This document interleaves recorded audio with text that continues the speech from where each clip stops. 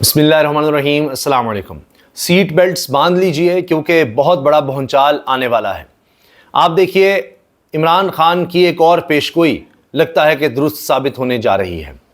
اس حکومت نے حالات ہی ایسے پیدا کر دیے ہیں کہ جس طرح عمران خان نے کہا تھا کہ معیشت کبھی بھی نہیں سنبھل سکتی جب تک کہ قانون کی حکمرانی نہیں ہوگی، انسانی حقوق نہیں ہوں گے، انسانی آزادی نہیں ہوگی،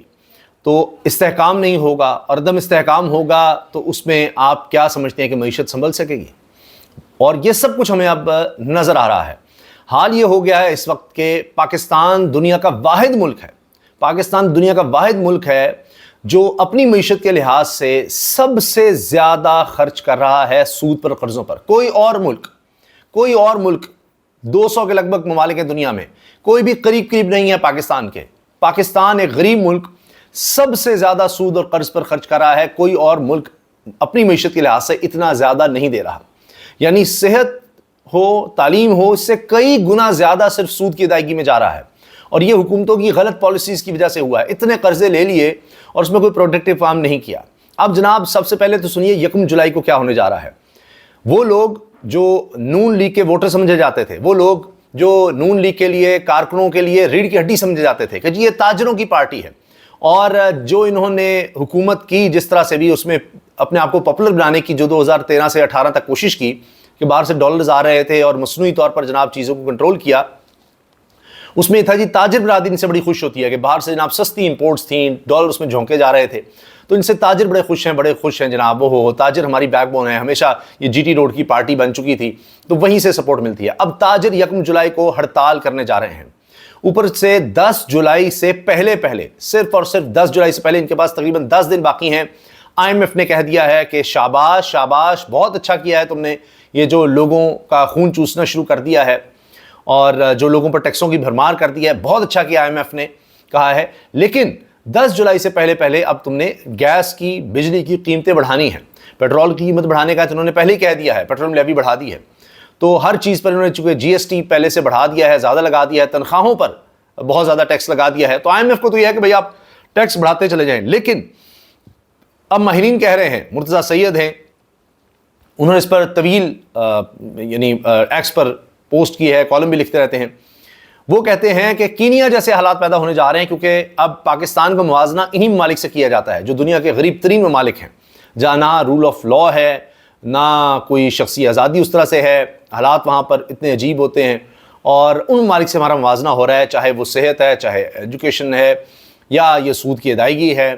اور جو ٹیکسوں کی بھرمار ہے۔ اب ان ممالک کی طرح پاکستان بن رہا ہے، تو خدا نخواستہ یہ اب خدشہ ہے کہ پاکستان میں وہی حالات ہوں گے۔ عمران خان نے کہا تھا کہ ان سے معیشت نہیں سنبھلے گی، اور یہی ٹائم دیا تھا یہ جولائی تک کا، جون جولائی کا، اور وہی ہمیں ہوتا ہوا نظر آ رہا ہے۔ یہ جب آئے تھے انہوں نے کہا جی ہم نے ملک کو ڈیفالٹ سے بچایا ہے، لیکن یہ خود ڈیفالٹ کے دہانے پر لے کر گئے، اور اب اس سے بھی بدتر حالات انہوں نے پیدا کر دیے ہیں۔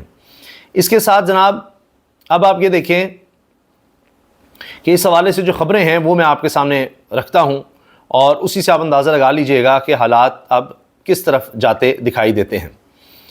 قیامت خیز گرمی سے کراچی میں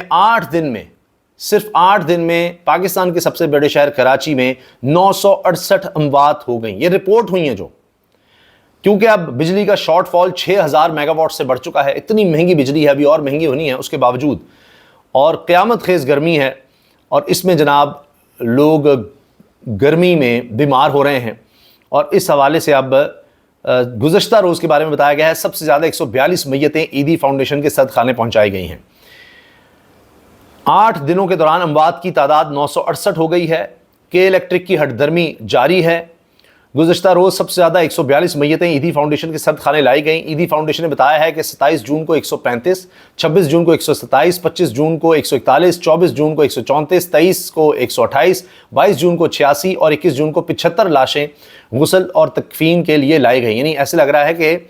تعداد بڑھتی چلی جا رہی ہے۔ کراچی میں شدید گرمی کے باعث سینکڑوں اموات واقع ہوئیں، ان میں بے گھر اور لاوارث افراد بھی شامل ہیں، یعنی اس کے علاوہ بھی لوگ ہیں۔ پہلے تو یہ کہہ دیا گیا تھا نا منشیات کے عادی لوگ ہیں، دیگر لوگ بھی ہیں۔ منشیات کے عادی افراد بھی بروقت طبی امداد نہ مل پانے پر لقمہ اجل بنے۔ ہیٹ ویو اور ہیٹ سٹروک کی زد میں آنے والوں سے کراچی کے اسپتال بھرے پڑے ہیں۔ ڈائریا اور دیگر وباؤں کی زد میں آنے والے بھی اسپتالوں کا رخ کر رہے ہیں۔ یہ پاکستان کا سب سے بڑا شہر ہے، جس کے بارے میں جناب عالمی سطح پر اب پھر رپورٹ آئی ہے کہ زندگی گزارنے کے لیے دنیا کے بڑے شہروں میں، بدترین شہروں میں کراچی آتا ہے، کیونکہ وہاں پر جناب پاکستان پیپلز پارٹی کی بڑی زبردست حکومت ہے پچھلے 15-16 سال سے مسلسل، اور اس سے پہلے بھی. اور پیپلز پارٹی کو بہت زیادہ درد ہوتی ہے، بڑی تکلیف ہوتی ہے، جس طرح میاں نواز شریف کو ہوتا ہے نا درد ہے عوام کا، اسی طرح پیپلز پارٹی کے اندر بھی بڑا درد ہے. اور آپ نے دیکھا آصفہ بھٹو صاحبہ نے پہلی دفعہ ممبر بنی اسمبلی کی، اور جس طرح بنی کوئی بلا مقابلہ ہی، وہ کوئی کھڑا ہی نہیں ہو سکا، اور یا کھڑے نہیں ہونے دیا گیا کسی کو ان کے مقابلے پر. وہ پہنچی، انہوں نے کہا جی بے روزگاری مہنگائی بڑا مسئلہ ہے، اور بڑا عوام کا درد تھا. تو اب سمجھ آئی ہے کہ وہ واقعی انہوں نے اس پر عمل درآمد کر کے دکھایا کہ مہنگائی بے روزگاری اتنی زیادہ ہے کہ پیپلز پارٹی بل لے کر آئی ہے کہ جو ممبران اسمبلی ہیں، پارلیمنٹ کے ممبران ہیں، ان کی مراد بڑھائی جائے، 150% ان کا الاؤنس، تنخواہیں، سفری الاؤنس وغیرہ وغیرہ جو بھی ہیں، تو اس میں اضافہ کر دیا گیا ہے. یہ بجٹ میں کیا گیا ہے، ایک ایسے بجٹ میں جہاں غریب پس کر رہ گیا ہے. ان کے پاس جناب دیکھیے ٹیکس ہوگا تو ملک چلے گا، ملک نہیں، ان کی جیبیں بھریں گی، ان کی عیاشیاں چلیں گی. دیکھیں قومی اسمبلی کی ممبران پہلے ہی جناب لاکھوں روپیہ کماتے ہیں، اور مزید جناب اضافہ کر دیا. صدر کا جو اخراجات ہیں ان میں اضافہ ہو گیا جی، پرائم منسٹر کے اخراجات میں اضافہ ہو گیا، ان کے لیے جناب اضافے کرتے چلے گئے ہیں، افسران کے لیے اضافے ہو رہے ہیں. یہاں پر پیپلز پارٹی کا جو خیبر پختونخوا میں گورنر لگایا فیصل کریم کنڈی، اتنا درد ہے عوام کا کہ انہوں نے اپنا گھر کہ جناب وہاں کے ملازمین جو ہیں ان کو بھی سرکاری تنخواہ جائے، اپنے ذاتی گھر سے بھی اس کا بل بھی جناب جو ہے وہ غریب قوم کے جو ٹیکس کے پیسے ہیں اس سے جائے، غریب آدمی کا. یہاں جو بڑے بڑے افسران ہیں، بڑے بڑے سرکاری افسران، ان کو استثناء دے دی گئی ہے. ان کو پلاٹس پر جناب وہ بیچیں گے، یہ کریں گے، وہ کریں گے، ان کے لیے استثناء ہے، انہوں نے ٹیکس پے نہیں کرنا، ان کو ٹیکس میں استثناء دے دی گئی ہے. اور جو غریب ہے اس کے لیے کوئی استثناء نہیں. ہاں اس کو جینے سے استثناء ہے کہ وہ مر جائے، معاشی طور پر اس کا قتل ویسے ہی کر دیا ہے، غریب ہے، ملک چھوڑ کر نہیں جا سکتا، کسی طرح سے انتظام کر لے، نہیں تو جناب اس کے لیے ہم نے یہ انتظام کر دیا ہے. باقی آپ یہ دیکھیں کہ تمام سول اور ملٹری ایجنسی یہ جتنے لوگ ہیں ان کے لیے یہ جو یعنی بڑے بڑے افسران ہیں، سرکاری ہیں، جس بھی محکمے سے ہوں، ان کے لیے جناب یہ سہولت دے دی گئی ہے کہ وہ ان کو ٹیکس سے استثناء دیا گیا ہے. باقی غریب کا کوئی پرسان حال نہیں، اور اس کے حالات بد سے بدتر ہیں. پی ٹی آئی میں شدید اختلافات، 2 دن میں دوسرا بڑا استعفیٰ آ گیا. اچھا یہ پی ٹی آئی کے اپنے مسائل چل رہے ہیں، اور ان کے ہاں یہ مسائل ہمیں بڑھتے نظر آ رہے ہیں. اس کا میں عرض کر دیتا ہوں آپ سے، جو اختلاف وغیرہ سامنے آئے، اس میں معاملہ یہ ہے کہ کور کمیٹی کے رکن جنید اکبر، انہوں نے قیادت کے حوالے سے کھل کر بات کی ہے اور مایوس ہو کر مستعفی ہو گئے ہیں. اپنے بیان میں جنید اکبر نے کہا کہ بانی پی ٹی آئی تک رسائی ہے، نہ پارٹی فیصلوں میں کوئی اختیار، صرف چند مخصوص لوگ بانی چیئرمین سے ملنے جاتے ہیں، لیکن وہ لوگ ہمیں بانی پی ٹی آئی سے ملنے نہیں دیتے. جنید اکبر نے الزام عائد کیا کہ بانی سے ملنے کے لیے جانے والے لوگوں کے ایک دوسرے کے ساتھ مفادات ہیں، ہمیں صرف یہ بتا دیا جاتا ہے کہ موجودہ پارٹی پالیسی بانی چیئرمین کی ہے. جنید اکبر کا کہنا ہے کہ بدقسمتی یہی ہے کہ سارے فیصلوں کے بینیفیشری یہی لوگ، ان کے خاندان کے افراد اور دوست ہیں. ان میں اکثریت وہ لوگ ہیں جنہوں نے 9 مئی کے بعد غبارے تک بھی نہیں اڑائے. وہ کارکنوں کی گالیوں کا حصہ نہیں بننا چاہتا. اچھا اب اس میں یہ بھی خبر آ رہی ہے کہ جی عمران خان صاحب نے کہا ہے کہ جو لوگ الگ سے کوئی فارورڈ بلاک بنانے کی طرف جا رہے ہیں سینٹ میں یا قومی اسمبلی جو بھی ہے، حالانکہ وہ یہ کہہ رہے ہیں کہ جی عمران خان کی رہائی کے لیے ہم پریشر بڑھانا چاہتے ہیں اور قیادت وہ کام نہیں کر رہی. تو ابھی عمر ایوب کا استعفیٰ تھا، اس کے بعد کہا گیا جی کئی اور استعفے آ سکتے ہیں. تو بہرحال یہ جنید اکبر صاحب کا آ گیا ہے،